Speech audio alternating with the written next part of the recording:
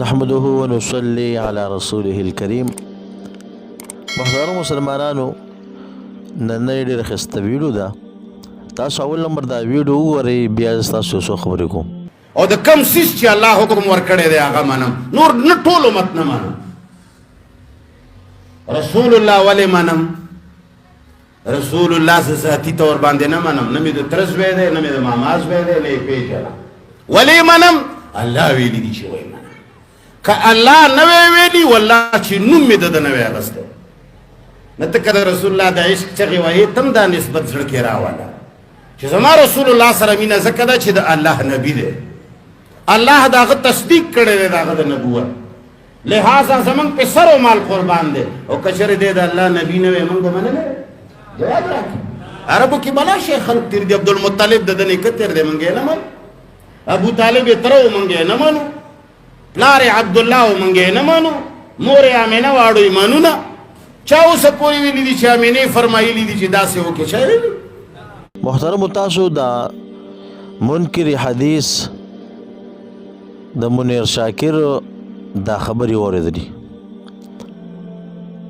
دا وایي چې د څه چې الله پاک حکم کړی هغه منم، نور هېڅوک نه منم، ټول دنیا نه منم. او نبی علیه الصلاة والسلام په دې وجه باندې منم چې الله پاک ویلي دي، ورنه دا نه زما د تره زوی دی نه مې ستا خپل دی. او زه چې کوم دی په عربو کې ډېر خلک تېر شوي دي، نه چې کوم دی د پلار منم عبدالله صاحب، او نه چې کوم د عبدالمطلب صاحب منم، او نه د مور امینه بیبي منم. نو محترمو، د ده الفاظ انتهایي د بې ادبۍ نه ډک دي. دومره بې ادبي او دومره په سپکه باندې هغه الفاظ ادا کول او نومونه ویل.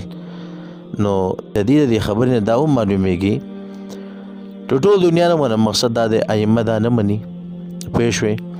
دغه رنګې چې کوم دی صحابه کرام دا نه مني، موقوف احادیث دا نه مني، کوم چې په صحابه کرامو باندې چې کوم دی هغه موقوف دي.